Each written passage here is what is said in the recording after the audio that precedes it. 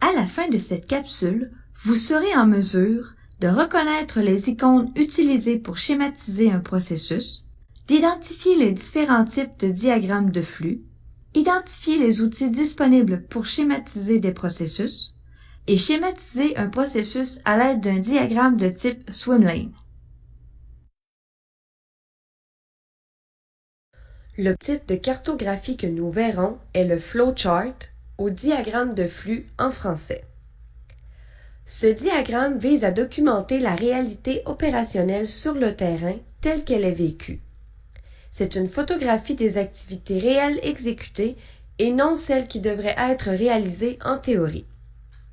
Comme tous les types de cartographie, il permet en même temps de construire une représentation commune des activités du processus. Ces icônes ont la particularité de représenter des activités avec ou sans valeur ajoutée selon la logique du Lean.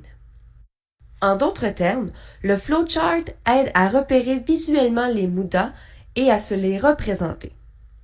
En faisant ce genre d'exercice de codification, on introduit des éléments importants de la pensée Lean aux équipes en recadrant la façon de considérer les étapes.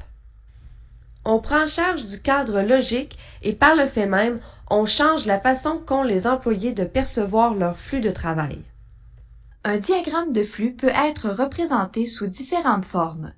En effet, un diagramme de flux peut être dessiné à la main ou représenté en atelier sur un mur à l'aide de post-it.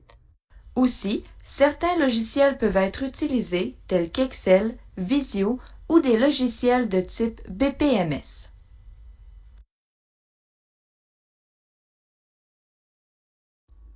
Plusieurs icônes spécifiques permettent de codifier les activités. Leur forme et leur dénomination ne sont pas des standards absolus. Ici, nous utilisons des codes communs, mais comme cet exercice est souvent réalisé en groupe avec les moyens disponibles, les formes et les couleurs vont varier en fonction de combien l'armoire de fourniture est bien garnie en collants post-it. Mais l'essence demeure la même. Dans tous ces icônes, les seules activités à valeur ajoutée sont les opérations identifiées par un cercle bleu. Les autres formes représentent différents types de gaspillage. Les attentes sont représentées par un rectangle arrondi ressemblant à une lettre D qu'on aurait étirée et de couleur rose. On pourrait aussi dire que ces formes sont des pierres tombales pour représenter les temps morts. La prise d'une décision est représentée par un losange turquoise qui permet deux alternatives en termes de séquence et de nature des tâches. Nous aurons donc au moins deux branches de processus à chaque fois qu'un losange est présent. Comme mentionné précédemment, l'ovale bleu représente les opérations qui ajoutent de la valeur. Le rectangle jaune, quant à lui, représente des inspections, des contrôles qualité par exemple. Quand c'est l'opérateur lui-même qui fait une validation, on utilise l'icône combinant un rectangle et un ovale superposés pour indiquer l'auto-inspection. Les transports sont représentés par une grosse flèche verte qui est à différencier de la flèche de connecteur utilisée pour la séquence des actions. On utilise cette icône quand notre produit ou notre dossier se déplace physiquement. On pourrait aussi l'utiliser pour un transfert d'appel, par exemple. En général, les transports sont suivis d'attente et de stockage. Sont également représentés l'entreposage du produit ou des pièces avec un triangle inversé gris et le stockage temporaire avec un triangle orange. La différence est que l'entreposage concerne les matières premières et les produits finis, tandis que les triangles orange sont des stocks d'encours. Par exemple, dans un centre d'appel, les encours sont les clients qui ont le plaisir de patienter en écoutant la musique de Vivaldi et des messages leur rappelant l'importance de leur appel. Si le diagramme doit être dessiné sur 2 pages, il suffit d'inscrire un point de référence à la fin de la page courante et au début de la page suivante. En définitive, le diagramme de flux est un outil essentiel pour dégager une vue d'ensemble du fonctionnement du processus. Celui-ci sera d'autant plus utile pour faire ressortir visuellement les problèmes et orienter la collecte des données pour aider à dégager des pistes d'amélioration. Le diagramme de flux correspond à une version légère du VSM qui sera présentée plus loin.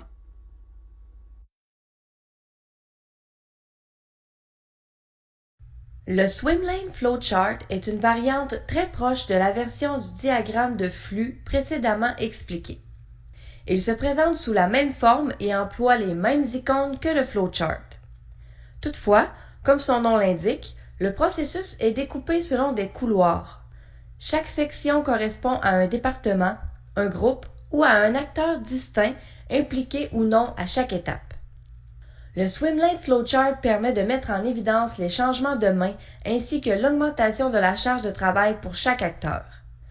Les déplacements et les attentes en seront d'autant plus flagrants. Ce format offre également l'avantage de présenter et de valider qui fait quoi.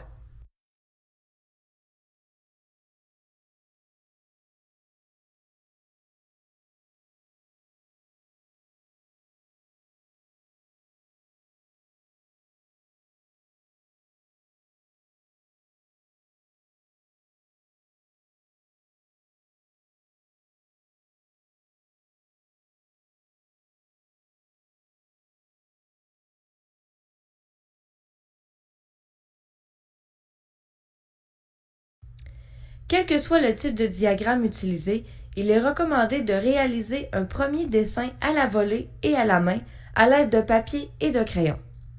Même s'il est très brouillon, ce premier jet peut être très utile, surtout si des modifications sont nécessaires.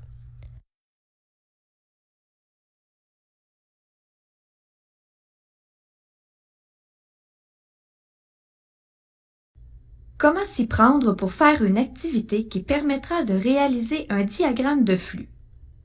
Il faut tout d'abord préparer le matériel nécessaire, soit une très grande feuille blanche qui pourra être collée sur le mur, des post-it de couleurs différentes, ainsi que des marqueurs. Un groupe de travail doit ensuite être formé avec l'ensemble des acteurs impliqués dans le processus dans le but de documenter celui-ci étape par étape. C'est une activité assez amusante et rassembleuse qui amène les participants à réfléchir sur leur processus. Les étapes seront ensuite écrites sur les post-it en choisissant un code de couleur. Par exemple, le bleu pour les activités, le jaune pour les décisions, le rose pour les attentes, le vert pour les déplacements, etc. Il est important de rappeler aux participants que l'objectif est de documenter la réalité des choses telles qu'elles le sont sur le terrain. Il s'agit donc de représenter les activités vraiment réalisées aujourd'hui et non celles qui devraient être pour ne pas tomber d'emblée dans un mode idéalisé et s'éloigner du processus considéré. La feuille au mur sera divisée en autant de sections que de catégories d'acteurs présents. Le découpage est souvent horizontal car la culture en processus veut habituellement une lecture de gauche à droite. Les opérations seront donc listées dans la même séquence. Chaque post-it sera collé dans la section appropriée. Une fois les étapes établies et les post-it apposés sur la feuille divisée, il conviendra de revisiter le tout en reposant des questions pour valider l'intégration des déplacements, des transferts, des attentes, etc. Par exemple, est-ce que la personne doit se déplacer pour faire cette activité? Une fois l'obtention de l'accord unanime des participants sur une version finale, il peut être utile de prendre une photo afin de supporter la réalisation du diagramme avec un logiciel afin de pouvoir l'imprimer.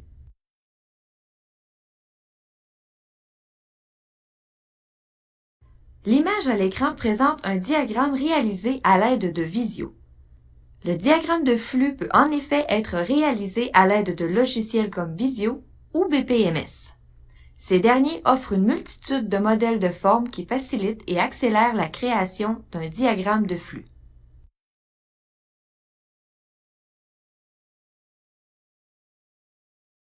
Il existe plusieurs façons de schématiser les flux, et chacune d'elles offre différents avantages et différentes limites.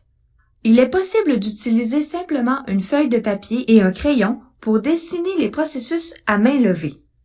Des modifications peuvent être apportées, mais elles nécessitent des ratures peu esthétiques.